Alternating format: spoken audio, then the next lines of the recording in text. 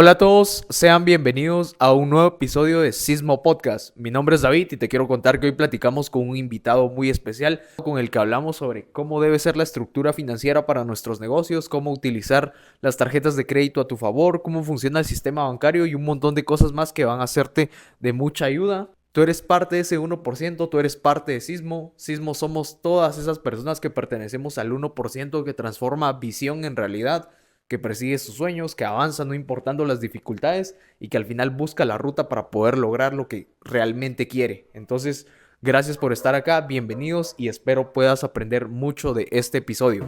Ahora que ya pasaron 5 años casi, 5 o 4 años, o sea, agradezco mucho de verdad haber estudiado contabilidad a nivel medio. De verdad que la contabilidad es una de las ramas básicas que creo que cualquier persona debería tener, cualquier persona debería saber contabilidad. El sistema bancario no está para apoyarlo a uno.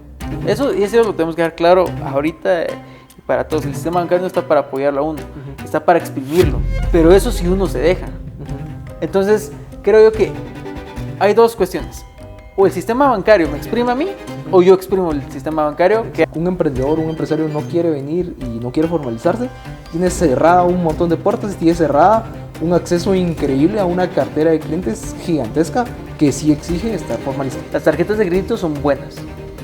Lo puedo decir expresamente que son buenas porque le dan a uno un perfil, le dan a uno un récord. Si uno las utiliza y las paga como corresponde, lógicamente, ¿verdad? Un proceso judicial o en un proceso ya legal, no podemos venir y decir no sabía que eso era un delito. Do it every day and then go stop. They said I wouldn't make it to the top. They wanna take my place, take my spot. Beginning of the day, I'm blazing up. Hola amigos, bienvenidos a un nuevo episodio del podcast. Bienvenidos al episodio número 8. Hoy tenemos a un invitado muy especial, un amigo, un mentor también podría decir, alguien que me ayudó mucho en pues, mis inicios.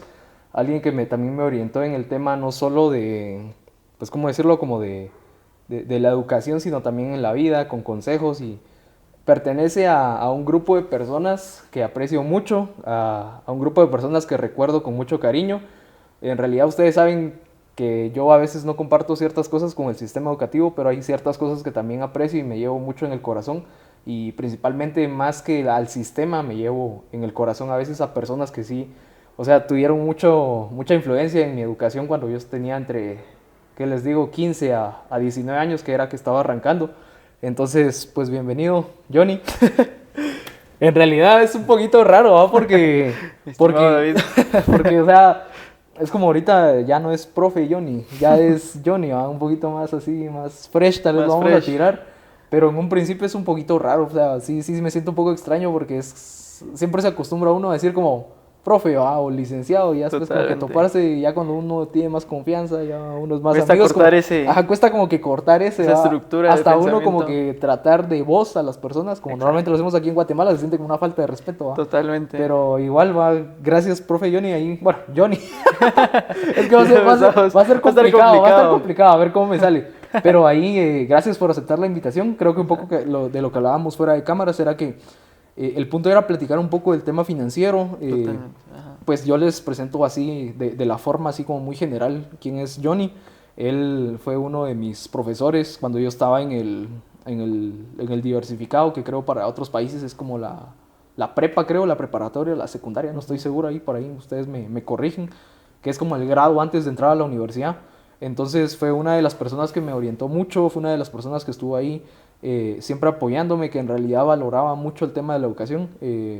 A muchos de los profesores que tuve en ese año, en esos 2 años que estuve en la institución, los llegué a apreciar mucho porque me enseñaron bastante, no solo en relación al tema de educación, sino en realidad a temas a veces como desarrollo personal, consejos, de como un poco orientarnos, ¿va? Porque cuando uno tiene como 16, 17 años, anda un poco perdido por la vida, en realidad no sabe mucho qué rumbo quiere tomar. Y yo siento que eso es bien difícil porque no todos logran tener claro a tan temprana edad por qué ruta irse, y en mi caso fue así. Pues creo que para la audiencia ya lo saben un poco. Yo estudié contabilidad a nivel medio, después terminé en publicidad y pues cosas que nada que ver, ¿va? Pero fue un poco porque no sabía por qué ruta irme, por eso terminé en contabilidad, pero una de las cosas que de verdad, y ahorita hablando ya aquí en el podcast, ahora que ya pasaron 5 años casi, 5 o 4 años, o sea, agradezco mucho de verdad haber estudiado contabilidad a nivel medio. Y creo que es algo que le recomendaría a cualquier persona porque de verdad que la contabilidad es una de las ramas básicas que creo que cualquier persona debería tener, cualquier persona debería saber contabilidad. Yo en ese entonces pues no le miraba el valor a eso, entonces después pasé la universidad en esas etapas también que estaba entre los 17 a 19 años, pues yo no sabía nada, estaba emprendiendo, entonces no sabía nada, en cero muchas cosas, y la contabilidad sí fue una base que sí me ayudó bastante. Digamos, en su caso, ¿cómo ha sido el tema este de orientar a las personas, por ejemplo? ¿O cómo ve el tema de la contabilidad, de al final qué tanto se puede aplicar, qué tanto es aplicable a todas las ramas o solo es aplicable a ciertas ramas de profesionales de la vida, de los negocios? ¿Cómo lo ve? No, totalmente, David.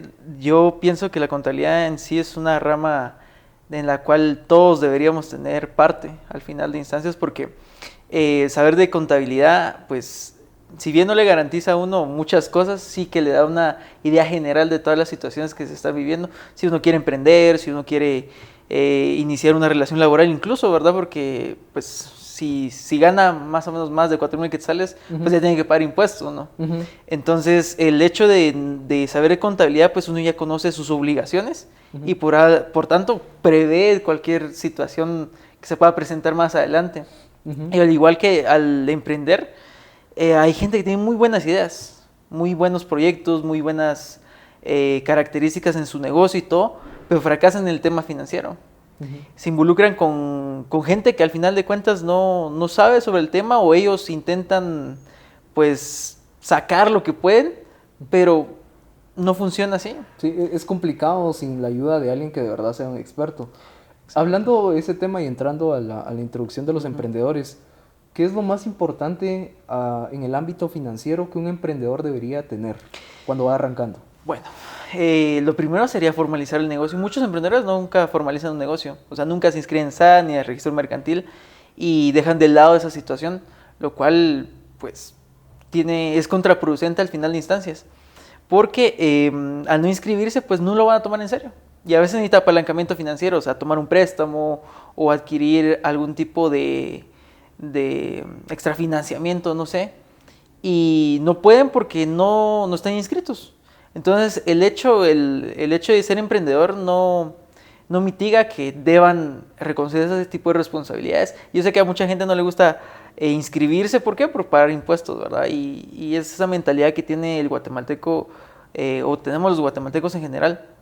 Creo que podríamos decir el latinoamericano. Latinoamericano. Sí, porque lo vamos a tirar un poco más orientado. Ah, bueno, perfecto. Sí, bueno, en Latinoamérica en general la gente no piensa en pagar impuestos. No le gusta pagar impuestos porque sabe que en general pues sus gobiernos son corruptos, ¿verdad? Que es pues el estándar, digamos, a nivel Latinoamérica en general. Pero al inscribirse, pues al menos acá en nuestro país, pues lo primero que deberían encontrar sería elegir, bueno, o lo primero que por lo que deberían optar sería elegir el régimen correcto, ¿verdad? Para no pagar más impuestos del que deberían. Y ese es un aspecto muy importante porque al no reconocer qué régimen le conviene más, se van por uno y terminan pues obviamente sopesando todas esas situaciones del exceso de impuestos, pues sus ganancias y todo, ¿verdad? Sí, o sea, al final terminan decepcionándose más de... Exacto. Por ahí si alguien se animó a inscribirse y decir voy a formalizar esto y después lo hace de forma mala, o sea, termina diciendo ¿para qué hice esto? Totalmente. Por ejemplo, bueno, vamos a tomar el ejemplo acá de Guatemala para poner un poco de contexto, pero acá en Guatemala tenemos el pequeño contribuyente y el contribuyente general. El año pasado se aprobó la ley, el decreto 31/2024, que pues aumenta el techo del pequeño contribuyente a 463,000 y algo, ¿verdad? Antes eran 150,000. Entonces eso le da una oportunidad, un margen mucho más grande de oportunidad a los contribuyentes de inscribirse en este régimen y pagar únicamente 5% de IVA, ¿verdad? Sí, hasta que lleguen al tope, ¿no? Exacto, hasta que lleguen al tope. Si ya pasan al tope, entonces ya se considera otro régimen. Pero de lo contrario, ahorita está muy bien inscribirse en el pequeño contribuyente. Ahora, si quieren inscribir en el otro régimen, pues elegir entre uno y el otro, que es el régimen opcional y el régimen trimestral. que pues no son esos los nombres Más legales, conocido ¿verdad? como el Pero 7 y el 5, ¿ah? no, es el opcional tiene el 5% sobre 30,000, de 1 centavo a 30,000, digamos, y 7% sobre el excedente de los 30,000. Entonces, supongamos que usted tiene ingresos de 45,000, paga el 5% sobre 30,000, que serían 1,500 de importe fijo, por así decirlo, y 7% sobre el excedente, que serían los 15,000. Sí, sí. Ahora, el otro es el 25%, pero sobre la utilidad. O sea, después de haber obtenido usted sus ingresos, le resta sus costos y gastos correspondientes, y ya sobre eso paga el 25% de manera trimestral. Entonces, ¿cuál de los dos puede elegir un emprendedor, al menos acá en nuestro país?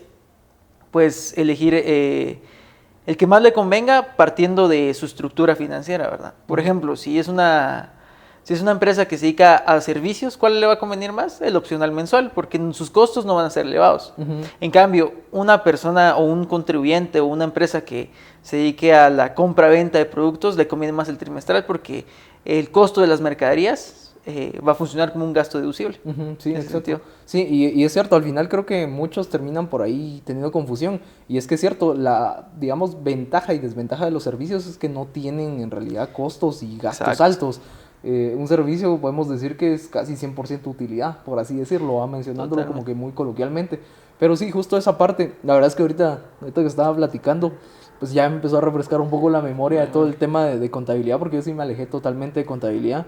La estadística sí es algo que tengo un poquito más presente y sí me ayudó mucho y me ha ayudado, actualmente sí es algo que sigo manejando, pero bueno, eso es tema aparte, ¿va? Ajá. Ahora, esos son los errores que normalmente cometen los errores, ¿no? Bueno, más que todo el miedo que tienen los emprendedores de venir y formalizarse, pero nosotros, y lo quiero contar mucho con nuestro caso especial, nosotros al momento de formalizarnos, igual lo mismo era como, nos formalizamos, no nos formalizamos, pagar impuestos.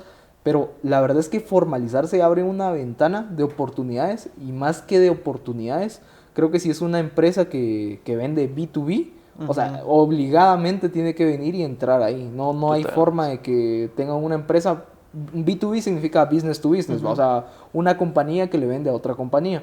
Entonces, creo que al momento de hacerlo eso, primero, si un emprendedor, un empresario no quiere venir y no quiere formalizarse, tiene cerrada un montón de puertas y tiene cerrada un acceso increíble a una cartera de clientes gigantesca que sí exige estar formalizado porque no puede venir y soltar un gasto sin tener un comprobante, un documento al final legal, ¿verdad? Que pueda y justifique el gasto. ¿Va? Que sustente las transacciones. Ajá, que sustente las transacciones. Entonces, la verdad es que nosotros en algún punto cuando arrancamos era, bueno, o sea, nos metemos, pero el día que lo decidimos hacer y el día que, por ejemplo, apareció una empresa grande, que en realidad ya empresas grandes, hablamos de empresas que llevan ya un cierto tiempo acá establecidas en Guatemala, más de 50, 60 años, el día que empezaron a aparecer sus clientes, nosotros agradecimos totalmente por completo tener una buena estructura pues, financiera desarrollada para el negocio, porque al final era, ok, son una empresa formal y acá está, miren, orden de compra, esto aquí, emitimos factura, vienen y al final nos dicen, bueno, aquí está el anticipo y todo, pero ya es como un flujo mucho más dinámico y un flujo mucho más fácil venderle a ese tipo de empresas. Ajá, exacto. Y bueno, a nosotros nos costó un poco salir del pequeño contribuyente y pasar al normal, digamos, al contribuyente normal.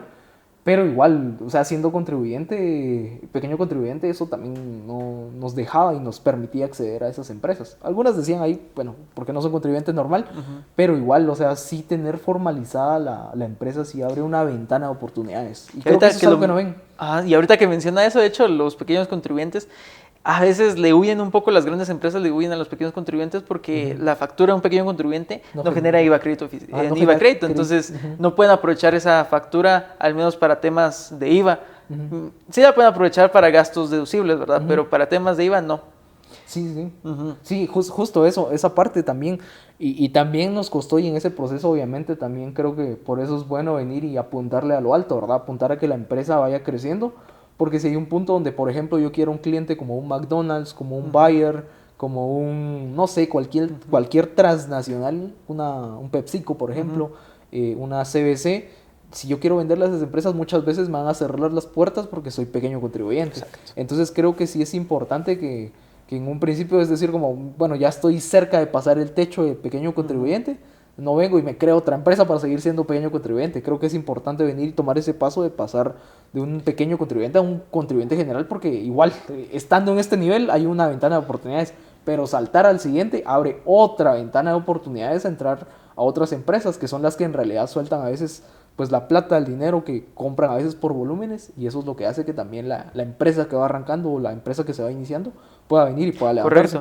Correcto. Y aquí está la otra situación, ¿verdad? Que pues la gente piensa en general que al estar en el régimen general tienen que pagar demasiado impuesto, ¿verdad? Uh-huh. Y esto es un error al no asesorarse bien primero, no tener una estructura financiera adecuada o no tener a un profesional capacitado de manera adecuada en esa área, porque solo pagan por pagar, o sea, no verifican las áreas de oportunidad. Por ejemplo, este gasto lo podemos utilizar, este otro medio también lo podemos utilizar, de qué forma podemos planificar nuestra parte tributaria, ¿verdad? Uh-huh. A modo que tengamos pues una estructura ya bien establecida respecto a cómo vamos a pagar, cuándo vamos a pagar, vamos a tener una reserva para impuestos, uh-huh. O bueno, ¿qué otras medidas podemos tomar, verdad? Uh-huh. Entonces esa es una de las cuestiones que deben tomar en cuenta los emprendedores a la hora de iniciar su negocio, de proyectarse a ver qué es lo que logran, ¿verdad? Y ahorita que mencionaba lo de las oportunidades, al estar pues formalizado, no solo es acceder a una gran cartera de clientes, uh-huh. sino que también, por ejemplo, si quieren, qué sé yo, pues viajar o algo por el estilo, pues tener en orden toda esta documentación pues garantiza de alguna u otra forma que pues un mayor rango de oportunidad a que le den la visa, que le den otro tipo de cuestiones, ¿verdad? Uh-huh. Que pues viendo las situaciones como están hoy en día, uh-huh. pues sí necesitan más medios de prueba para que sustenten que uno está amarrado aquí a su país, ¿verdad? Sí, exacto. Es que creo que hay varios beneficios que uno en un principio cuando está empezando a emprender, uno estaba pensando en otras cosas, uh-huh. pero en realidad a largo plazo, cuando uno se asesora bien, se da cuenta que hacer todas las cosas bien desde el principio conlleva ahorrarse muchos problemas de aquí a 5 años cuando la empresa ya sale a flote y cuando la empresa ya incluso empieza a tener una estructura mucho más robusta. De hecho es un efecto dominó, ¿verdad? O sea, si uh-huh. hicimos las cosas mal, al final eso nos va a pasar factura, ¿verdad?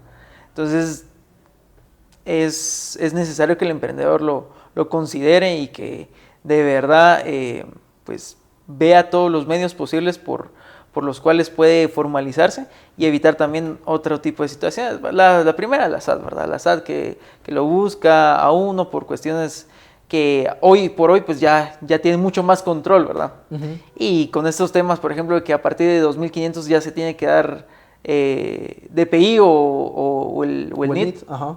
Entonces ya tiene mucho más control. Entonces la SAT viene y dice, bueno, él está comprando mucho, uh-huh. pero no está facturando nada, ni siquiera está inscrito. Entonces, ¿por qué? No cuadra. No cuadra. Entonces, uh-huh. ahora con la aplicación de la inteligencia artificial es mucho más sencillo incluso. Sí, exacto. Entonces, dejando solo de lado la SAT y estos problemas pues, en los cuales se puede meter uno, también están los otros temas, ¿verdad? Que, por ejemplo, usted inicia un negocio.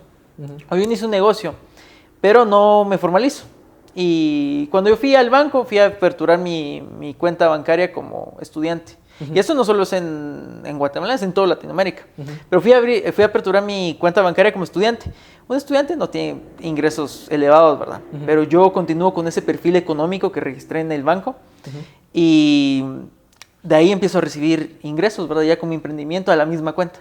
Uh-huh. Empiezo a recibir y a recibir y a recibir. Entonces el banco recibe una alerta.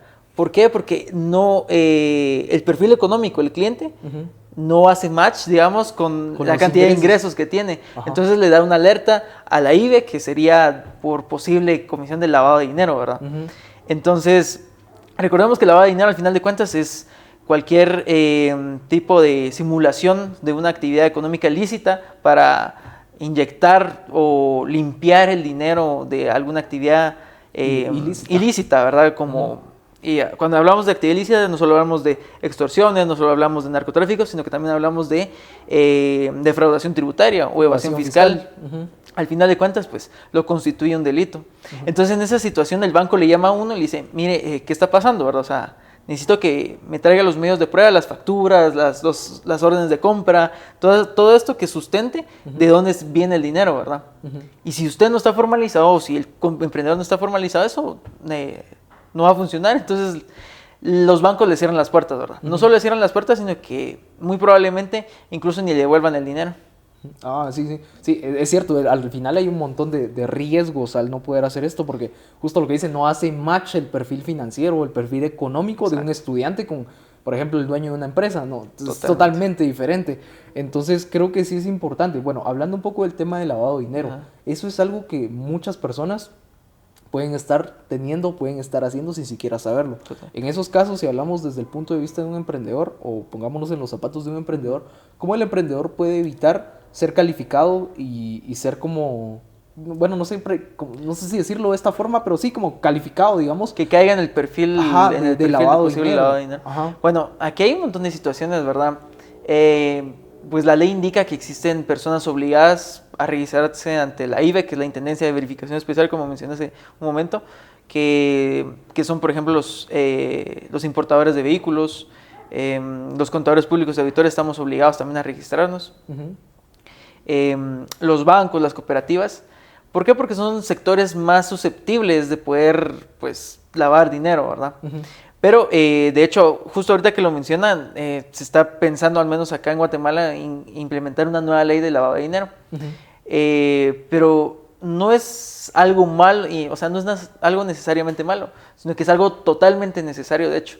Es un paso que Guatemala tiene que dar sí o sí, para poder pues mantenerse a flote a nivel económico en general, porque si no va a caer una lista negra, ¿verdad?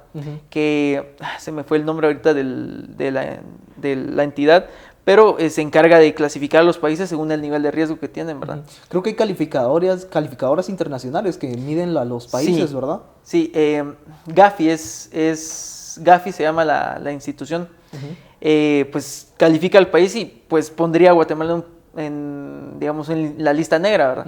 ¿Qué provocaría eso? Menos inversión para nuestro país, menos empresas, hay un montón de cuestiones que estarían ahí en función, pero al implementarse esta ley, pues muchos otros sectores van a estar obligados a inscribirse, ¿verdad? Entonces el emprendedor en general, para evitar cualquier tipo de esas situaciones, lo primero, formalizarse.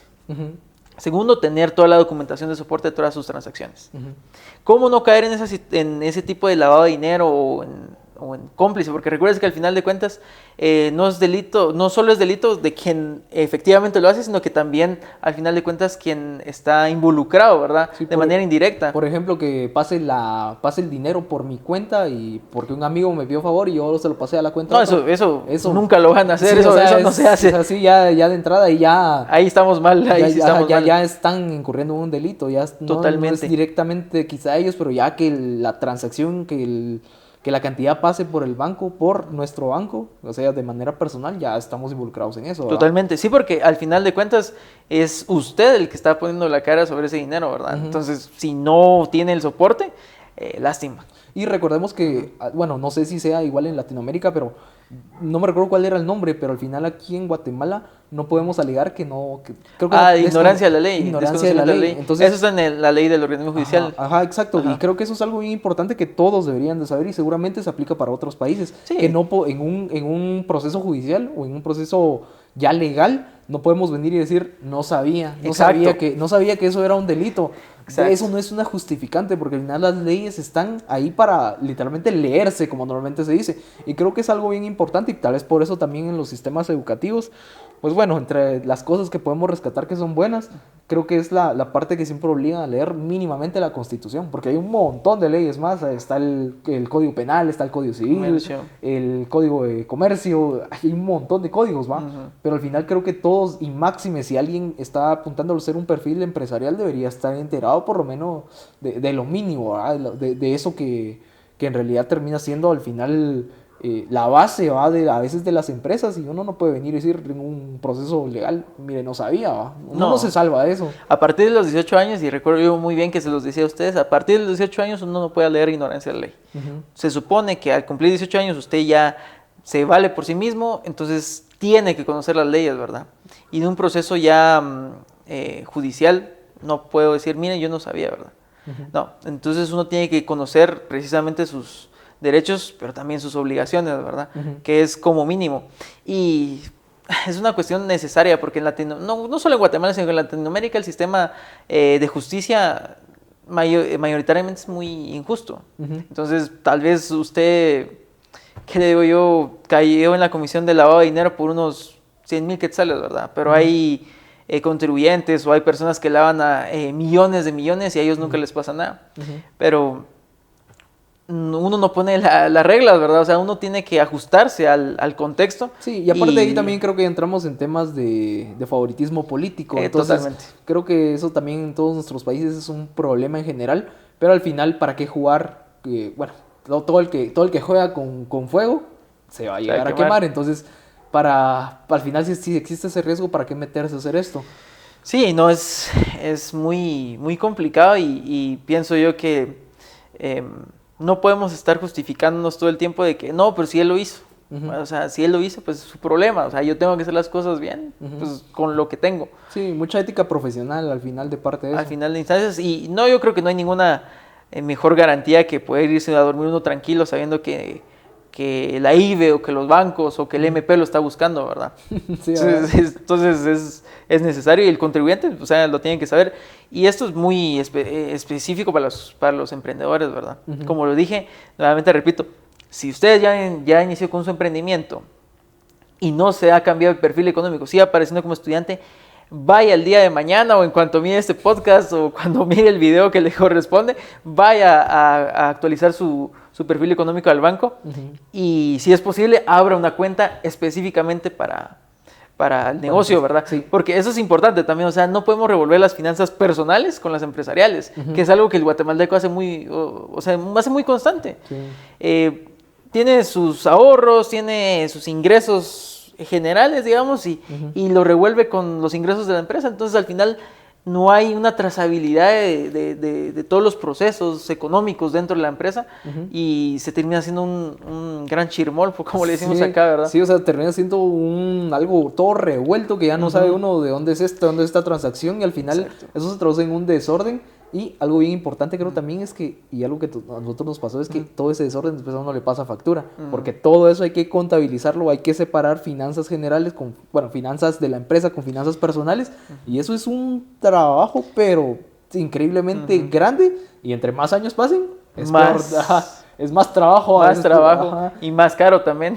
Exacto, bueno, si por ahí es contador el empresario, el emprendedor, pues lo puede hacer por su cuenta, ¿va? Pero si no, le toca contratar a alguien más para venir y hacer toda esa declaración, poner todo en orden, libro de compras, libro de ventas, y al final, imagino que es un proceso que debe ser tedioso. Es un proceso largo, y digamos, ahorita podemos mencionar eso de que no necesariamente el emprendedor necesita contratar de una vez a un contador de planta, ¿verdad? Él puede iniciar con su contabilidad. Si es pequeño contribuyente es mucho más sencillo porque libro de compras y ventas, lo básico, su declaración mensual.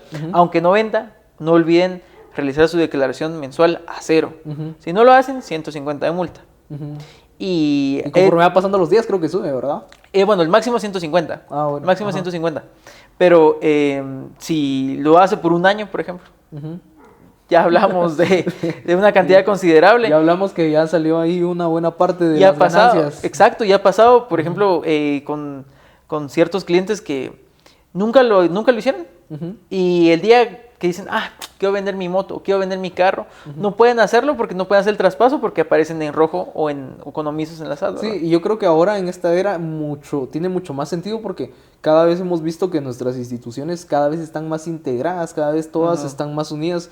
Bueno, ahí sí hay mucha inversión, creo, en el tema de tecnología, entonces también hay que tener cuidado con eso porque creo que vamos a un mundo y vamos más a un país que va a estar interconectado a nivel, digamos, de estructura de instituciones.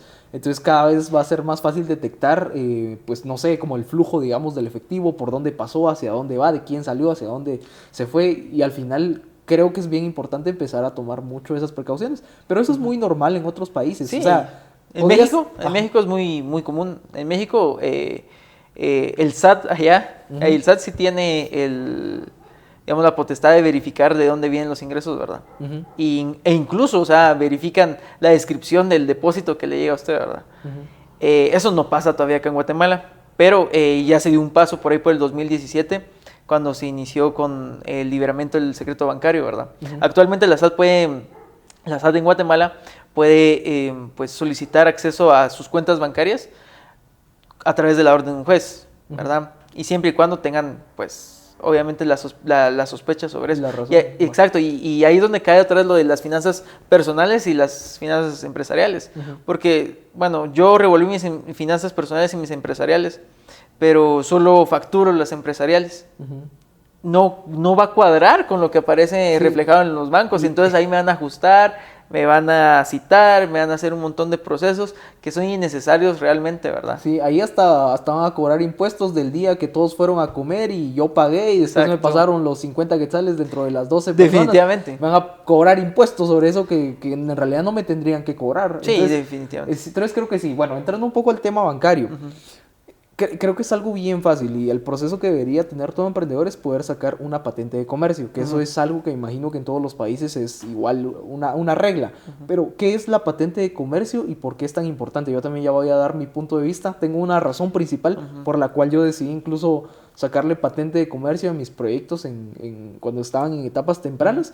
Pero, ¿qué es una patente de comercio y en qué nos ayuda? La patente de comercio lo registra usted como un comerciante, es su certificación de que es efectivamente un comerciante y por lo tanto le da un estatus en pues, el sistema guatemalteco.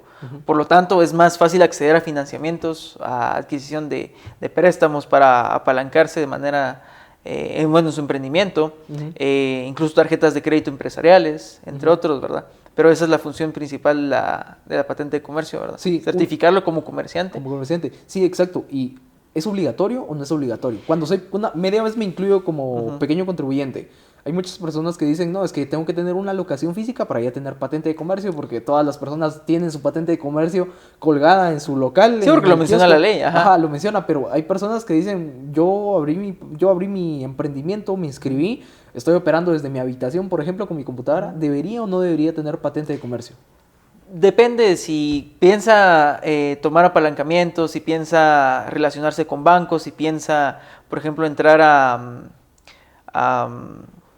por ejemplo, ¿qué le digo yo? Estas cuestiones cuando hacen ferias de productos o de ese tipo de cuestiones, por parte del Estado le va a pedir su patente de comercio. Y si no la tiene, no pierde esa oportunidad. Pero aquí volvemos a entrar otra vez al tema de formalización, porque al final es un papel que formaliza el negocio. Y yo tengo una razón muy principal por la cual yo decidí sacar una patente de comercio, cuando en realidad muchos me dijeron, no, hombre, ¿para qué la vas a sacar?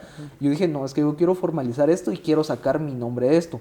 Un tip, digamos, que le puedo dar a las personas que van arrancando con sus negocios, y si ustedes quieren de verdad empezar a tener esa estructura de empresa, esa estructura de negocio ya formal, es sacar una patente de comercio, ir al banco y decir, quiero una cuenta empresarial. ¿Y qué pasa con eso? Que ya las cuentas empresariales, por ejemplo, mi cliente ya no viene y dice, ok, Johnny, necesito, por ejemplo, unas órdenes de, no sé, una vajilla para casa, ¿verdad? Porque usted vende artículos para casa. Entonces viene y cuando usted envía la cuenta, ya no la envía con su nombre de, por ejemplo, Johnny Hernández y tal apellido, ¿verdad? Ya sale a nombre de la empresa, entonces ya no le estoy comprando como tal ante el cliente ya no ve que le estoy comprando a una persona individual, ya le estoy comprando al final a una empresa. Mayor formalidad, y es precisamente lo que usted decía, o sea, es, si hablamos de marketing, si hablamos de el aspecto de cómo nos miramos frente a los demás, pienso yo que las empresas van a tener una mejor percepción, una mejor impresión de nosotros, si ven que estamos formalizados de ese modo. Sí. Pues como aquellos correos, ¿verdad? Cuando le piden una cotización y le envía uno con su correo @gmail.com, también se pierde formalidad, ¿verdad? Entonces usted lo sabe que está en esa área, es importantísimo también. Obviamente no estamos instando a que lo hagan, porque obviamente conlleva un costo pues, considerable al final, ¿verdad? Pero sí el tener uno su cuenta a nombre de la empresa ahorra muchos problemas y se evita ese tipo de situaciones de que el banco lo esté citando a uno para verificar de dónde está viniendo el dinero. Sí, exacto, porque ya tienen totalmente presente que uno ya está inscrito como una empresa. Al final creo que es bien importante eso, pero otra vez ahí ya relacionando y haciéndole como match con tema de marketing, ya es el tema de imagen de la marca, es decir, ya no estoy presentándome como, por ejemplo, el estudiante que está en la universidad, ya estoy presentándome como el estudiante que tiene su empresa, que se llama, por ejemplo, yo qué sé, tacos, don Carlos, por ejemplo. Entonces ya me estoy presentando de otra forma y ya la gente y mis consumidores y mis clientes ya me perciben de otra manera. Entonces creo que es importante eso porque sí tiene beneficios, sí tiene un costo pues bueno, una patente, digamos, de comercio aquí en Guatemala sale, bueno, por lo menos las mías me han salido como en unos $80, unos 80, exageradamente, como 700 quetzales, pero no es algo que en realidad vaya a pasar de eso, ¿verdad? ¿O sí? No, depende, o sea, si es una persona individual, pues sí, ese es el rango de precios, es el ¿verdad? rango. Sí, Ahora, ahorita hablamos de personas individuales porque es un emprendedor. sí. También ya vamos a hacer la diferencia entre una persona individual y una persona jurídica. Sí, porque eso es importante también. Bueno, depende qué nivel de inversión quiere tener uno, ¿verdad? Pero, por ejemplo, si soy una persona que tiene muchos bienes, si soy una persona que tiene muchos vehículos, muchas casas, muchos lotes, yo qué sé, y quiero jugar a la emprendedora al inicio, pero lo hago de manera individual, me estoy también poniendo en riesgo, ¿verdad? Sí, exacto. De que en caso de que no lo haga bien las cosas, pues yo como contribuyente individual respondo con mis bienes. Entonces, no es lo que pasa, por ejemplo, con la sociedad anónima, ¿verdad? Que está pues limitado a lo que se aportó a la sociedad y no, o sea, su responsabilidad es limitada a lo que aportó. Entonces no hay tanto problema, ¿verdad? Sí, exacto. Bueno, entrando un poco al tema de sociedades y ahorita ya empezando a desglosarlos. Yo he tenido muchos, y bueno, en la carrera obviamente por el perfil de cliente, bueno, por el perfil de personas con las que me relacioné, decían, a la nombre es que una sociedad anónima paga más impuestos, pero en realidad, ¿cómo está desglosado eso? Bueno, primero creo que empecemos haciendo como esa división. Existen dos perfiles, digamos, las empresas individuales y las empresas que son jurídicas, no, las que son sociedades, ¿va? Las personas individuales y las personas jurídicas. Eso, exacto, perdón. Eran las personas individuales y las personas jurídicas. ¿Qué diferencia hay entre estos dos perfiles? Y ya después vamos desglosando y entrando el resto. La persona individual es aquella que ejerce alguna actividad económica bajo su propio nombre y responsabilidad. En cambio, la persona jurídica, digamos, nosotros dos abrimos una sociedad anónima. Entonces nosotros le damos nacimiento a una persona jurídica, una persona de papel, por así decirlo, que va a tener sus derechos y sus obligaciones, ¿verdad? Pero no somos ninguno de los dos. Eso sí, tiene que haber un representante legal, porque no es que la hojita de papel vaya a bajar y vaya a ir al banco a firmar. Exacto, o sea, tiene que haber un representante legal. Y el representante legal, pues obviamente es el responsable de todos los actos de esta persona jurídica, ¿verdad? Ojo, o sea, no es como que, sí, hagámoslo y metámonos en problemas y hagamos y deshagamos. No se trata de eso, siempre va a haber un responsable, ¿verdad? Y en este caso sería el representante legal. Entonces, al darle nacimiento a esta persona jurídica, lo que se hace es que nosotros nos libramos un poco de ese tipo de situaciones y tenemos aún todavía más formalidad.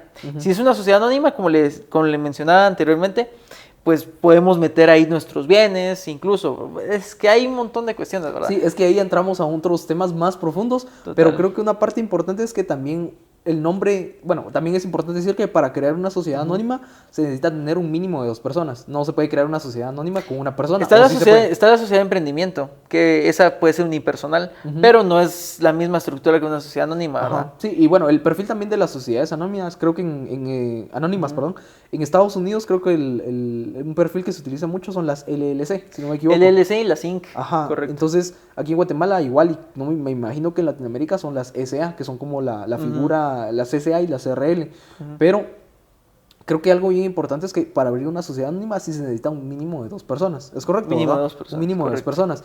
Y creo que un poco lo que dice, y tratando de traducirlo un poco a un lenguaje un poquito más fácil de entenderlo, es que uno crea literalmente una persona ficticia, es como si tuviéramos ahorita un tercero, solo que no tiene vida, es una persona que existe en papeles. Exacto. Entonces, esta persona en papeles, por algún caso que llegue a pasar algún proceso jurídico en contra de esta persona, que al final es la que tiene como que a la empresa, digamos, bajo su mano, no se van nuestros bienes, por ejemplo, no vienen a embargarnos nuestro apartamento, nuestra casa, nuestro vehículo, sino embargan a la SA. Siempre y cuando sea una anónima, ¿verdad? Ajá, siempre y cuando sea una sociedad anónima. Sí. Ahora, si son otro tipo, la colectiva y todo eso, sí, la responsabilidad es ilimitada. El mismo Código de Comercio lo menciona.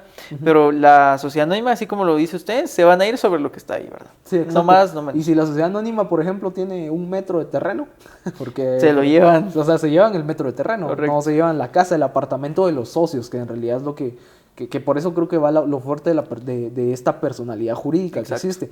Pero otra cosa también que creo que es importante y muchas personas lo hacen es por tema de seguridad y es por desaparecer en papeles. Por eso también su nombre es sociedad anónima. Entonces creo que es algo bien importante porque incluso cómo pueden ustedes saber esto y cómo ustedes lo pueden ver. Cuando ustedes vayan a un comercio y les emitan una factura, siempre en la factura aparece el nombre del representante legal.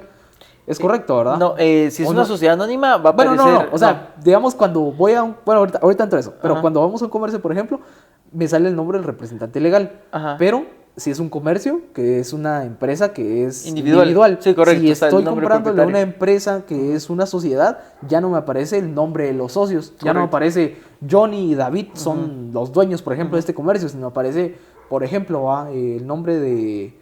Yo qué sé, Global SA. Entonces ya no aparecen nuestros nombres, aparece un nombre. ¿Y qué es Global SA? Es un papel. Si uno se mete a investigar, no hay nombres, al menos que uno decida hacer la información pública, pero creo que por ahí también va lo fuerte, ¿verdad? Sí, también, o sea, la seguridad ante las extorsiones y toda esa situación que, pues, lamentablemente en nuestro contexto, pues, es algo que se da mucho, ¿verdad? Es evitar también que nos extorsionen, es evitar que den quiénes son los propietarios y todo, ¿verdad? Ujú. Entonces es una manera o son filtros que uno va colocando al final de cuentas para cuidar sus bienes, para cuidar su integridad, para cuidar a su familia, al final de instancias, ¿verdad? Sí, sí, bueno. Si regresamos un poquito, y creo que ahorita ya le dimos bastante ahí material a los emprendedores y a la gente que está escuchando. No solo a nivel, creo que muy básico, sino a nivel intermedio. Pero volviendo un poco al tema financiero.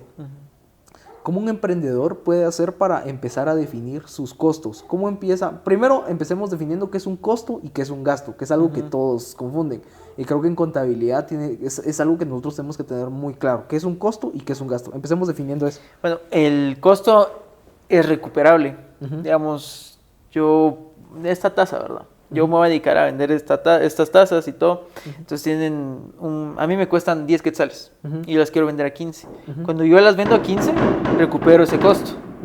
Entonces es recuperable, ¿verdad? En cambio, un gasto, por ejemplo, el internet, la energía eléctrica, sí lo podemos integrar y podemos ir como que distribuyéndolo, pero no es lo mismo como un costo como tal que va a ser recuperable en el momento en el que se venda el producto. En cambio, el gasto, pues no lo es, ¿verdad? Ok, en ese punto, y entramos a algo creo que bien importante. Hay muchos problemas y yo me he topado, y principalmente en el ámbito que yo estuve, sí me topé con varias personas que me decían, mira, ¿cómo cobro? ¿Cómo calculo mis honorarios? ¿Cómo sé cómo dividir ¿cómo se llama? Ese gasto? ¿Cómo divido ese gasto entre lo que vendo? O sea, ¿cómo podemos empezar a definir eso? Porque, por ejemplo, pago... Yo qué sé, por ejemplo, $10 de internet. ¿Cómo yo divido esos $10 o cómo sé dónde meterlos? Porque ese costo lo tiene que absorber la empresa, tiene que salir de alguna parte. ¿Cómo le hacemos para calcular y para saber cuánto cobrar y que no nos terminen saliendo los números en rojo al final del mes? Al final sería realizar un prorrateo, básicamente, ¿verdad? Ajá. Tener uno ya en su presupuesto, ¿verdad? Enlistado sus costos variables y sus costos fijos, ¿verdad?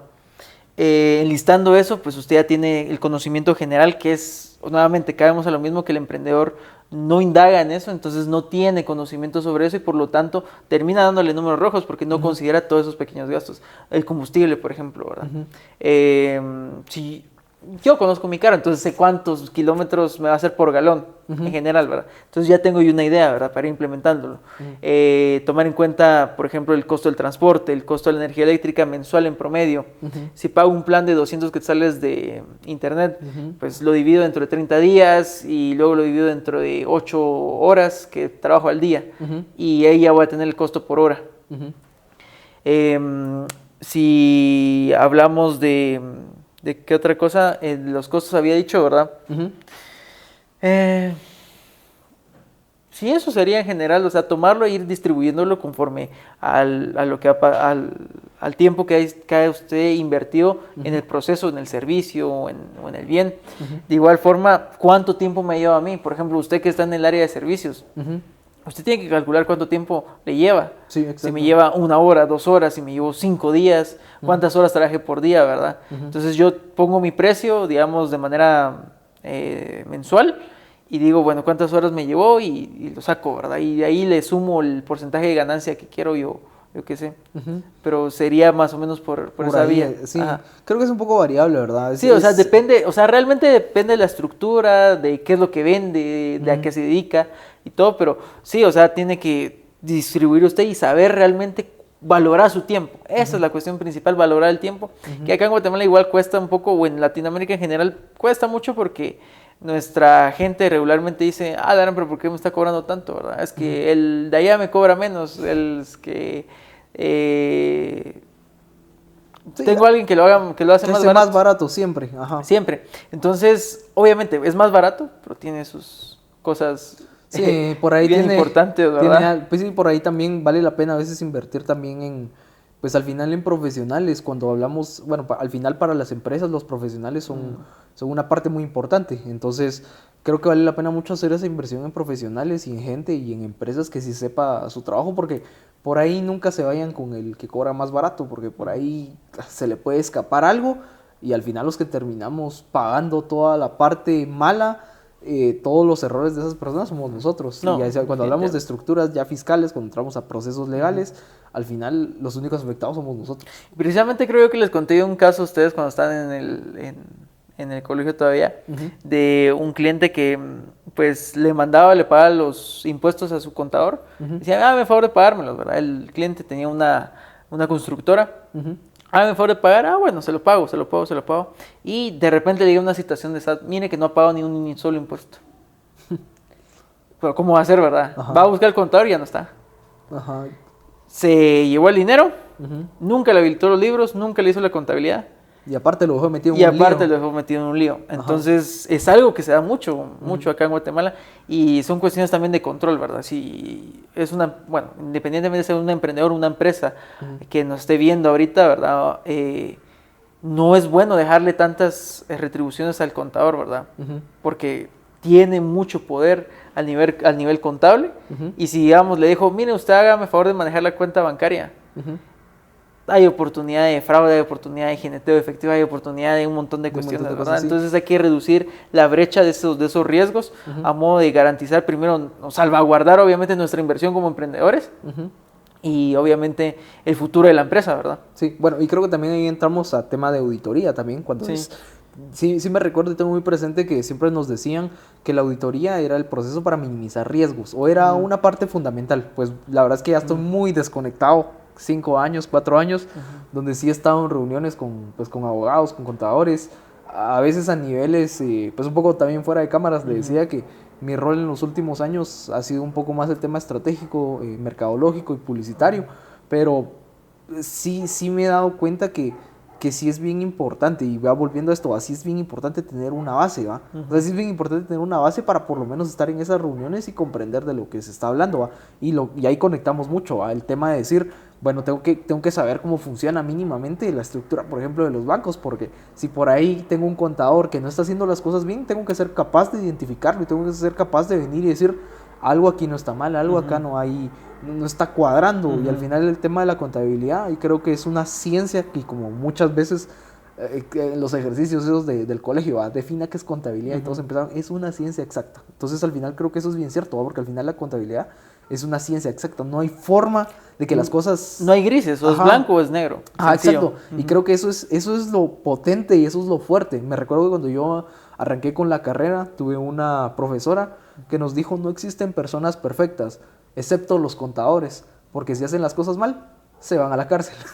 No, totalmente. Entonces, sí. creo que yo la verdad es que desde esa vez, y eso también influyó mucho en cómo opero y en cómo también he visto las cosas a nivel de estructura empresarial y a nivel de estructura profesional.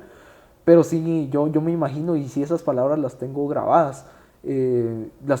Porque es cierto, al final con el tema de la contabilidad es lo que dice, es gris o es negro, está bien o está mal, cuadra o no cuadra, y al final creo que es bien importante tener en cuenta pues todo eso, ¿va?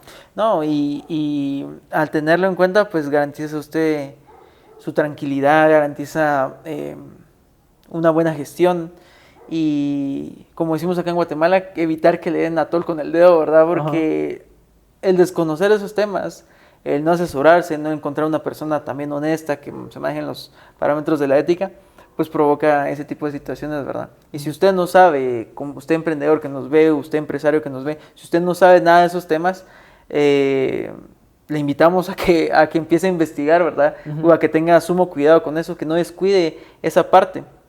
Porque a veces va tan bien el negocio o crece exponencialmente que uno ya no se da cuenta.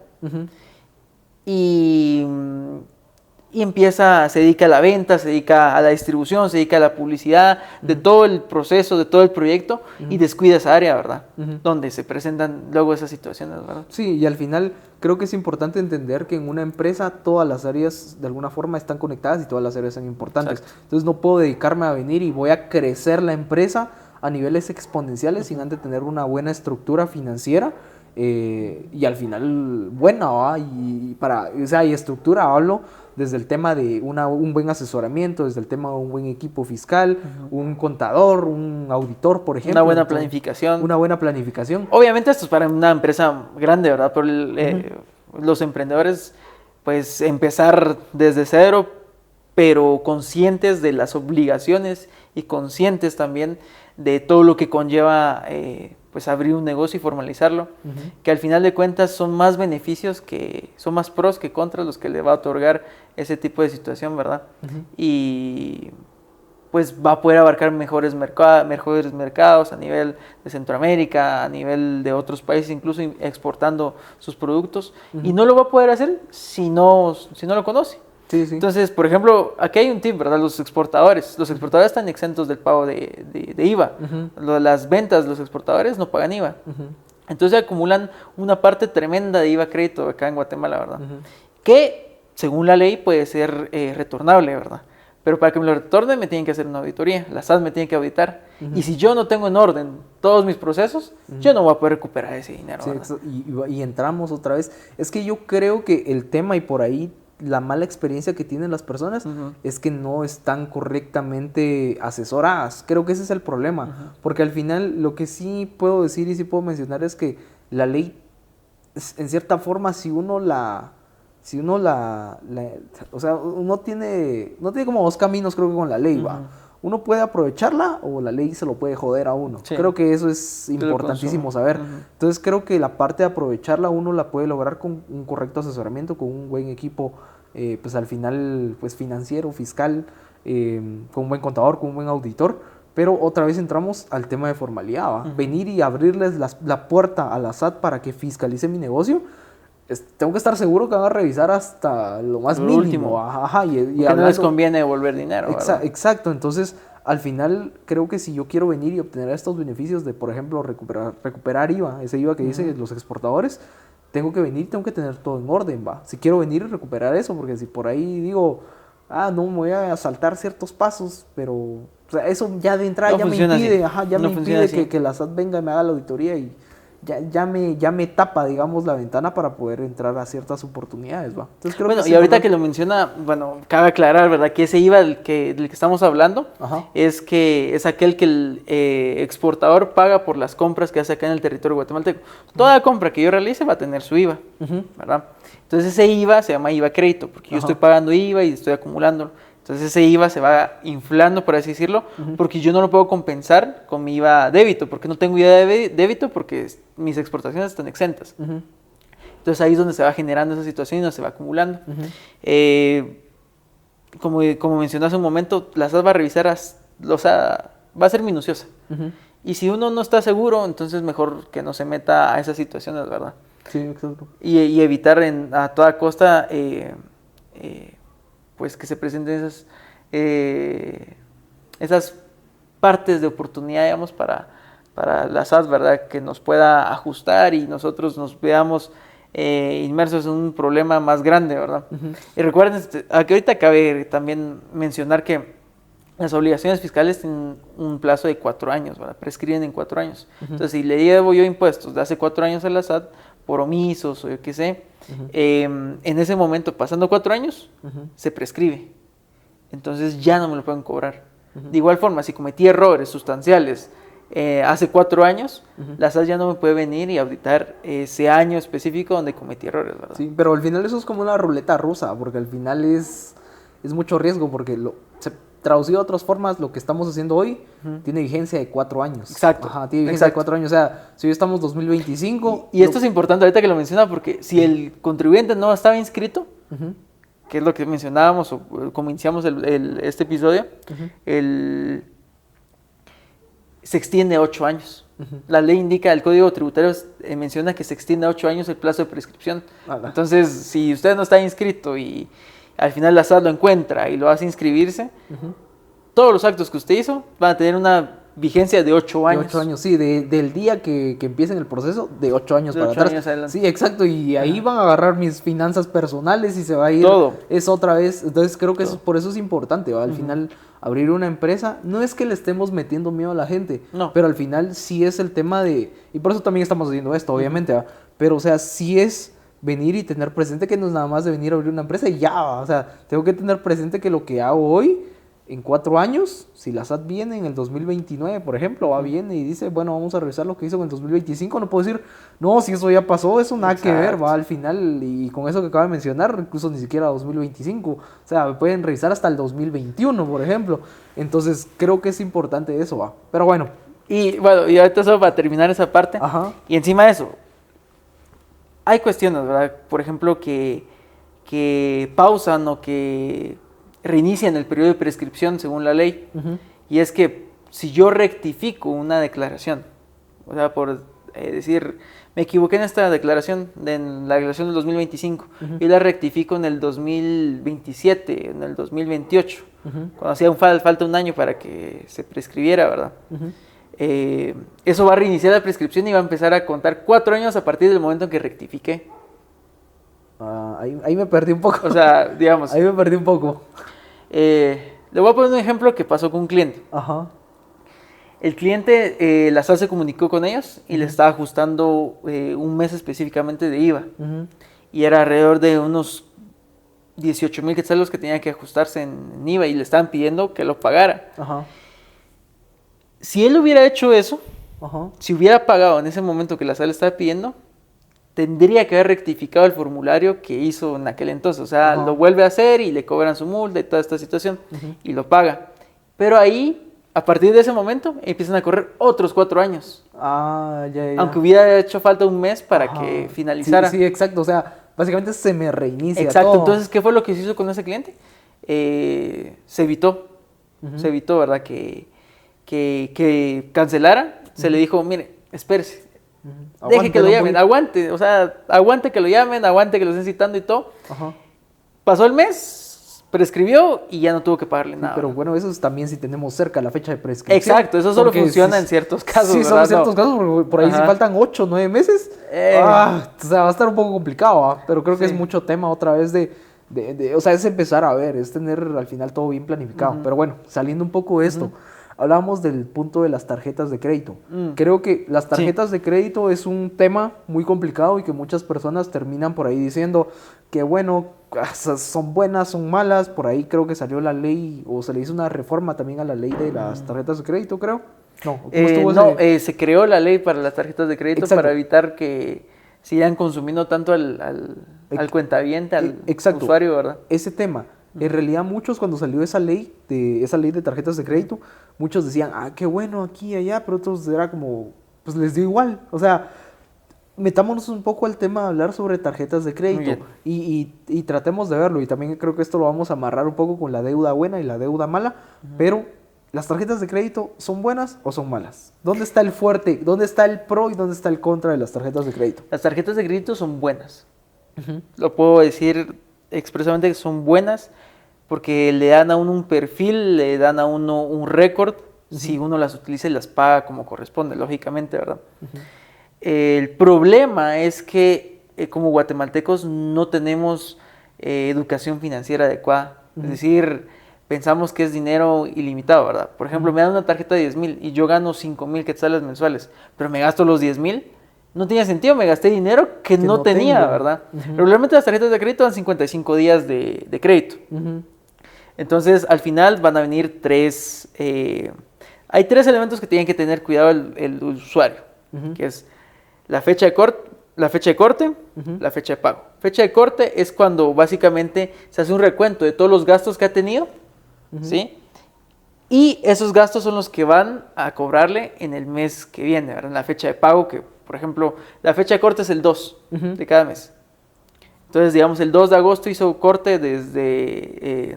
del 2 al 2 hizo corte de todos los consumos que hizo. Y el 27 tengo que pagar 3,000. Entonces, tiene que ser el pago total y el pago mínimo. siempre hay que pagar el pago total. Siempre que se pueda hay que pagar el pago total. El pago mínimo es básicamente una parte para decirle al banco, mire, no puedo pagar ahorita, pero sí quiero pagar y aquí está este dinero y espéreme, ¿verdad? Y eso va a seguir generando intereses, ¿verdad? Que previo a que entrara en vigencia la ley de tarjetas de crédito, antes los intereses eran capitalizables, o sea, el interés se capitalizaba, lo que provocaba obviamente un mayor interés o que se inflara demasiado la deuda. Sí, que hablamos en algunos casos que el nivel o la tasa de interés en algunos bancos es del 75% anual.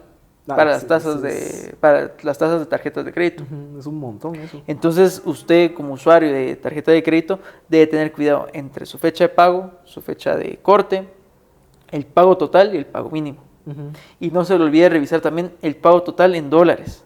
Muchas personas pagan el pago, os dan el pago total en quetzales, pero se les olvida revisar el pago total en dólares. Y ahí ya tenemos un problema, ¿verdad? Entonces, el no hacerlo, al final de cuentas, el banco ya me está llamando. Faltan, incluso, o sea, si usted tiene una tarjeta de crédito, no va a negar que 2 días antes de que llegue la fecha de pago de la tarjeta de crédito, ya se llama, mire, para recordarle que su pago se vence tal fecha. Entonces, es algo complicado, ¿verdad? Pero la tarjeta de crédito, a grandes rasgos, es buena, porque primero, le da un récord. Segundo, es utilizarla para ciertas cuestiones, ¿verdad? Solo para ciertas cuestiones, no para todo en general. Hay tarjetas que tienen beneficios, hay tarjetas que dan millas, hay tarjetas que son cashback, hay tarjetas que dan puntos, por ejemplo en Walmart, ¿verdad? Hay tarjetas que dan reintegros también. Reintegros. Entonces lo ideal sería que uno tuviera una tarjeta de crédito para cada área, ¿verdad?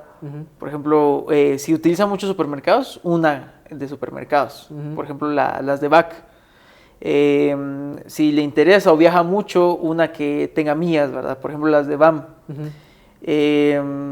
Si a usted le interesa mucho el aspecto de membresías, hay también en el BAC, ¿verdad? Para PriceMart u otros, ¿verdad?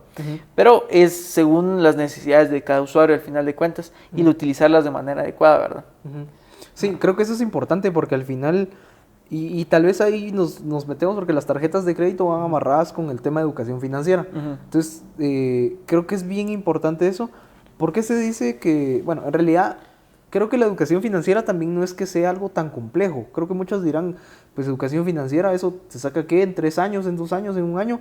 Pero yo creo que la educación financiera se basa mucho en saber que no tengo que gastar el dinero que no tengo, y sobre todo saber cuándo sí tengo que gastar, porque, por ejemplo, la deuda es buena y cuándo no tengo que gastar tanto porque la deuda es mala. Por ejemplo, ¿qué es lo que hay que hacer? ¿Qué creo que es la base de esto? La deuda buena, por ejemplo, es cuando yo me endeudo para, por ejemplo, traer mercadería de China, por ejemplo, o de México. Vengo y me endeudo, y creo que eso es lo importante, y esa es la parte más fuerte que yo veo en las tarjetas de crédito, porque las tarjetas de crédito nos dan algo, nos dan la única cosa que el ser humano no puede comprar, y eso es tiempo. Entonces creo que eso es importante porque al final las tarjetas de crédito, yo por ejemplo quiero traer mercadería de México, la mercadería viene en 20 días, la mercadería por ejemplo vale $1,000, ok, pagué el anticipo, fueron $1,000, por ejemplo pagué el total de $1,000, la mercadería me vino en 20 días y sucede que tuve una muy buena venta y me la acabé en 10 días, o sea, hacemos una suma y la vendimos en 30 días, la vendimos, ¿qué? 15 días antes de la fecha que me tocaba pagar esos $1,000, no solo vine y recuperé mi inversión, tengo ganancia, le puedo pagar al banco, y acumuló puntos también en la tarjeta. Acumulé puntos y al final pude venir y hacer la transacción incluso sin meter mi dinero. Entonces yo creo que ahí está lo fuerte en realidad de las tarjetas de crédito. Utilizarla como un apalancamiento financiero en casos explícitos, ¿verdad? No, la gente pierde la cabeza mucho con las bisacuotas, ¿verdad? Todo lo saca en bisacuotas, ¿verdad? Yo he sacado muchas cosas en bisacuotas. Es un buen beneficio. Sí.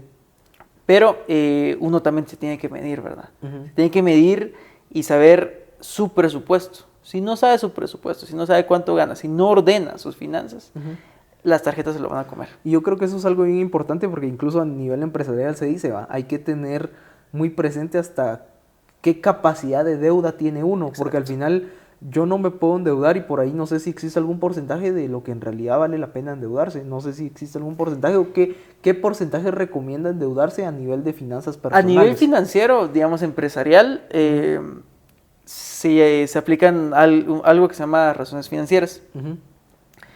Y se hace, digamos, una división entre el activo corriente, ¿sí? Y el pasivo corriente, ¿verdad? Entonces, esa división, por lo menos me tiene que dar 1. ¿Qué significa 1? Que tengo un quetzal por cada, o sea, tengo un quetzal de activo para cancelar cada quetzal de deuda que tengo. O sea, me quedo a 0, o sea, tengo liquidez para cancelar. Si el día de hoy tuviera que pagar todas mis deudas corrientes, podría hacerlo. Ajá. Si me das 0.5, significa que no me alcanza. Si me diera, por ejemplo, 5 o 3, significa que tengo mucho activo improductivo, o sea, tengo mucho dinero durmiendo. Entonces, lo ideal es que nos dé 1, ¿verdad? Ok, eso traducido, digamos, a un nivel empresarial. Si eso lo tratamos de traducir a un tema de finanzas personales, ¿cómo podría yo saberlo? Un poquito así como más con peras y manzanas, porque de repente ahí alguien se perdió con eso. De la misma forma, o sea... Pero ¿cómo sería? O sea, ¿cómo? Porque hablamos ahorita de activo corriente y pasivo no corriente. ¿Cómo traducimos eso a las finanzas personales de una persona, por ejemplo, en tema de compras, para ver hasta qué punto, por ejemplo, ganan $1,000 al mes? ¿Cómo ellos saben qué porcentaje de esos $1,000 pueden venir y ellos endeudarse o sacar algo con tarjeta de crédito? Y hasta qué punto decir, no, ya no puedo sacar algo con mascotas porque ya no... Exacto, o sea, ya no alcanza. Ajá. Bueno, si es a nivel muy personal, o sea, si es personal, es el presupuesto, ¿verdad? Verificando yo mi presupuesto, o sea, gano $1,000. De esos $1,000, quitando mi alimentación, quitando la renta, quitando el combustible, quitando la educación de mis hijos, o si es que tiene hijos, etcétera. Ahora quitando mi propia educación, me quedan...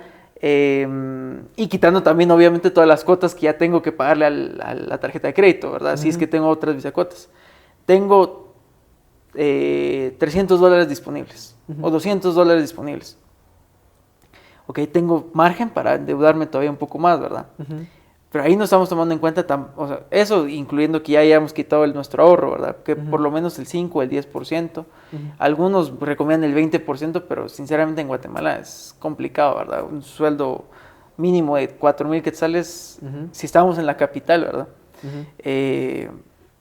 No alcanza, los costos de vida son mucho más elevados. Entonces hay que diversificar también nuestros ingresos, ¿verdad? Esa es otra forma para salir de las deudas, ahorita que lo menciono. Pero esto me imagino que lo vamos a ver más adelante. Pero tener el presupuesto. Si es una persona, o sea, que se dedica a trabajar, un trabajo fijo y todo, presupuesto y presupuesto. Sí, al final tener claro cuánto tengo que pagar fijo al mes, cuánto puede ir variando y al final venir y saber si puedo optar a esto, si saco esto a crédito. Mejor esto me espero y no lo compro, o mejor digo, mejor no, ¿para qué me meto a venir y a jugar mucho al tema de cuerda floja? ¿Va? En cualquier punto donde puedo venir y no poder pagar y ya los intereses me comen, por ejemplo. Es el tema también del consumismo, porque a veces ocurre, ¿verdad? Que digo yo, bueno, quería comprarme un juego de sillones y voy para estas fechas que ahorita en julio, el bono 14. Antes valían 2,500, hoy están en 1,200, ¿verdad? Aprovecho o no aprovecho. O sea, ¿tiene beneficio que lo adquiera? Ahí. En cierta tiene parte compensación. Sí. Exacto, tiene compensación. Entonces, vale la pena. Ahí sí vale la pena, siempre y cuando tenga yo ese margen todavía para moverme entre mi presupuesto. Sí, si no tengo ese margen para moverme en mi presupuesto, aunque esté en 500 quetzales, no lo puedo comprar. Pero la gente lo sigue haciendo. Y luego, cuando viene el estado de cuenta, ya no puede cancelarlo, ¿verdad? Sí, exacto. Empieza a pagar el pago mínimo. Y luego le huyen a las tarjetas de crédito, le huyen a las llamadas, le huyen a todo, cuando lo ideal es, sinceramente creo yo que hay que hacernos responsables, ¿verdad? O sea, si yo adquirí una deuda, tengo que hacerme responsable. Y obviamente el hecho de que digamos que se debe hacer responsable, no nos referimos a específicamente que se deje manipular por los bancos, ¿verdad? Al final de cuentas los bancos, el sistema bancario no está para apoyarlo a uno. Eso lo tenemos que dejar claro ahorita y para todos. El sistema bancario no está para apoyarlo a uno, está para exprimirlo. Exacto. Pero eso si uno se deja. Entonces, creo yo que hay dos cuestiones. O el sistema bancario me exprime a mí, o yo exprimo el sistema bancario, exacto, que era con el ejemplo que dábamos anteriormente, con esa cuestión de utilizar la tarjeta de crédito como un medio de pago en mis compras de mercadería, etcétera, ¿verdad? Entonces tengo un margen de 55 días para cancelarlo, ¿verdad? Y aprovechar ese crédito. Sí, y al final creo que vamos por esa misma ruta, ¿va? El banco puede ser su mejor amigo o puede ser su peor enemigo. Creo que no hay otra forma de en realidad de cómo verlo. Y creo que eso es importante, porque al final hay muchas personas que piensan que el negocio de los bancos y los bancos como venden, es que venden seguridad. Es mucho eso, el tema de decir, guarda tu dinero con nosotros, pero en realidad el negocio de los bancos no es seguridad. El negocio de los bancos está en venir, capitalizarse y ese capital venirlo y prestarlo a una tasa de interés. Y al final a nosotros nos retornan, pero nos retornan una mínima tasa. De hecho, incluso lo menciona, no sé si está, bueno, me imagino que han visto a Lobo Chapín. Lobo Chapín. Lobo Chapín, ajá. Él lo menciona, o sea, voy a ir a meter, tengo mis 100,000 quetzales, los voy a meter al banco. El banco a lo mucho, me va a dar un 4 o 5% de interés. Anual. Anual. Eso, es que creo que eso es importante. Y vamos a hacer directamente la conversión ahorita. Por ejemplo, yo tengo 100 quetzales. Me van a dar una tasa de interés del 5%. 5% anual. ¿Qué quiere decir esto? Que van a pagar 5 quetzales. Pero la mayoría de personas cree que estos 5 quetzales se los van a pagar por mes. Pero en realidad no se los pagan por mes. No. Esto lo tienen que dividir dentro de 12 y les están pagando 41 centavos por tener su dinero ahí. Eso es una nada. Si esto lo traducimos a tema de que la inflación a veces está en el 4%, en el 10%, técnicamente me estoy quedando cero, estoy quedando en tablas. Y eso sí, la inflación, el porcentaje de inflación no está mucho más alto, porque si no estoy perdiendo plata por tener dinero ahí estancado. Y no solo eso, sino que los bancos también, ellos nos dan el 5%, pero ellos cobran el 28% de tasa de interés en los préstamos, ¿verdad? Sí, exacto. Creo que ahí otra vez traducido. Es que, por ejemplo, yo quiero llegar con un banco y ellos me dicen, ok, te vamos a prestar 100 quetzales, pero lo que tengo que saber yo es que, otra vez, nuevamente, esos 100 quetzales, por ejemplo, a Johnny, por ejemplo, que metió sus 100 quetzales, a él le van a pagar el 5, pero a mí, que yo fui a prestarle al banco, a mí me van a cobrar el 25%, es decir, a mí me van a cobrar 25 quetzales por esto. O sea, yo voy a tener que pagar los 100 quetzales, encima voy a tener que pagar el interés de los 25, voy a pagar 125, y a Johnny, que me prestaron técnicamente su dinero, le van a pagar 5 quetzales. Ellos están ganando 20. La ganancia. Ajá, entonces sí es una diferencia muy grande, y es de entender que el negocio de los bancos está ahí. Y yo creo que es bien importante eso. Ahí es el tema a veces de inversión, porque en realidad vale la pena más venir a invertir que a veces tener ahorro. No estamos diciendo que el ahorro sea malo, porque al final es bueno, pero creo que sí es importante tener presente esa parte, que los bancos, ese es el juego que manejan, ¿va? No, y los bancos no solo lo prestan, sino que también toman el dinero y lo depositan en entidades fuera de plaza, ¿verdad?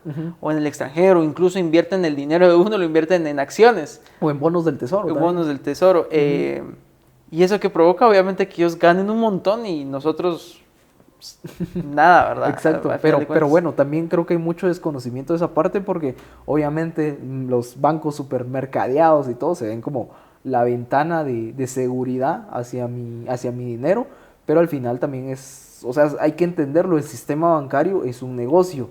Entonces creo que eso es importante. Eso es como lo que yo mencionaba con la universidad. O sea, la universidad y todo el sistema educativo sí es el tema de promesa de venir y ayuda, pero al final no dejan de ser negocios, tiene que capitalizarse. Sí. El banco tiene empleados, el banco tiene clientes, entonces esas personas no están ahí nada más para decir, mire, yo voy a guardar su dinero, ya, no se preocupe, yo se lo guardo. Ellos le están sacando un beneficio mucho más grande. Entonces, creo que sí es bien importante tener presente eso, que sí tenemos que saber al final cómo movernos, y saber cómo funcionan las instituciones. Que el mundo es de los vivos eran. Sí, exacto. Entonces, o sea, y al final uno no se puede quedar atrás, ¿va? Entonces uno tiene que sacarle el jugo lo más que se pueda a los bancos, ¿va? Cuando hablamos de temas buenos. Pero la verdad es que sí, bien interesante el tema de las tarjetas de crédito. Sí, bueno, y estructurando lo que les había dicho, son esas fechas. Revisen su estado de cuenta, revisen el monto mínimo. El monto mínimo no lo vayan a pagar, al menos de que de verdad tengan mucha necesidad. De plano paguen el mínimo, ¿verdad? Pero paguen siempre el total, paguen un día antes o 2 días antes, o si de plano el mero día, ¿verdad? Otra cosa que pueden hacer, por ejemplo, yo tengo una tarjeta de crédito y yo no alcanzo a llegar porque, por ejemplo, no me han pagado lo que me corresponde. Tengo que pagar 5,000 quetzales. No voy a llegar, no tengo el dinero. Pero David dice, mire, yo ni quiero comprarme una computadora, ¿verdad? La quiero ir a comprar a qué sé yo, a iShop, por ejemplo. Bueno, me lo comentó y le digo, ¿sabe qué, David? Vamos, yo lo acompaño. Deme los 5,000. Él iba a pagar la computadora al contado. En efectivo, ajá. Entonces deme los 5,000 a mí y yo se los pago con la tarjeta. Entonces él me da los 5,000 a mí. Obviamente esto tiene que ser entre personas de confianza y obviamente que nos conozcamos, ¿verdad? Exacto. No le va a hacer cualquier persona. Pero me da los 5,000, lo pago yo a la tarjeta y voy y compro la computadora, ¿verdad? Ahí tengo dos beneficios. Saldé el saldo que tenía con el banco, acumulé puntos. Entonces son medios que puedo hacer, ¿verdad? Lo puedo hacer con mi papá, lo puedo hacer con mi hermana, con mi mamá, en caso de que ellos lo necesiten, que es una de las formas en las que uno puede salir avante en esas situaciones, ¿verdad? Sí. Si definitivamente ya no logró pagar y ya cayó en este ciclo, es renegociar, negociar la deuda, negociar y reducir sus gastos, ¿verdad? Reducir su estatus de vida, ¿verdad? A modo de que pueda salir de esas deudas y así evitar pues cuestiones más complicadas adelante, ¿verdad? Sí, exacto. Al final de cuentas creo que la paz es lo que le da a uno, la paz que le da a uno estar en orden con todos estos temas financieros, ¿verdad? Porque creo yo que los temas financieros tienen mucho que ver incluso hasta en la salud mental de la gente en general. Pues va a garantizar de alguna forma que usted esté más tranquilo y que viva una vida un poco más plena, ¿verdad? Sí, al final tener las finanzas en orden también, pues de alguna forma hace que uno pueda vivir tranquilo. Entonces creo que es importante, no solo se trata a veces de la salud, sino se trata también de la salud financiera, ¿va? Saber cómo moverse. Pero bueno, creo que tenemos, la verdad, tendríamos demasiado material que ver. Nos daría para tirarnos un episodio, la verdad es que yo creo que unas 2 horas, 3 horas. Pero también creo que ya escucharon un poco que empezó la lluvia, entonces seguramente si seguimos platicando y nos metemos a otro tema interesante nos va a cortar, pero por lo menos ahora ya tenemos un buen episodio. Creo que estamos muy bien, por lo menos logramos como tener la parte, ¿va? De poder dejar como clara las generalidades, la parte general. Hay otras partes específicas, pero la verdad es que gracias a todos por ver este episodio, espero les haya gustado, espero hayan aprendido mucho. Pues les dejo las redes aquí de Johnny, les dejo también mis redes. Y pues nada, la verdad es que gracias, suscríbanse al canal, suscríbanse también al lanzamiento de sismoclub.com. Les dejo aquí la página, vayan a suscribirse para ser parte del primer drop. Entonces pues nada, vayan ahí a dejar sus datos. Y pues nada, Johnny, la verdad es que gracias ahí por aceptar la invitación, gracias ahí por también abrirnos parte de todos los conocimientos, que al final es bien importante. Y pues si en algún punto también desean asesoría fiscal o cualquier otro tipo de cosas, acá están las redes de pues Johnny. No solo en el tema de asesoramiento, sino así sí, incluso en el tema de importaciones y exportaciones. Está especializado mucho en esa parte. Se me olvidó presentar un poco fuera de cámara, pero se me olvidó presentarlo al principio un poco, pero es contador público y auditor. Tiene 2 maestrías, ¿correcto? Bueno, posgrados. 2 posgrados. Entonces un crack, un profesional muy empapado en el tema, alguien que en realidad sabe lo que está hablando. Entonces pues si ustedes desean por ahí tener asesoramiento para sus empresas, negocios, pues acá tienen un experto en esa parte. Personalmente se los puedo recomendar, les digo. Entonces pues gracias ahí por ver, así que suscríbanse al canal y nos vemos en el próximo episodio. Do it every day and ain't gon' stop. They said I wouldn't make it to the top. They wanna take my place, take my spot. Beginning of the day, I'm blazing up.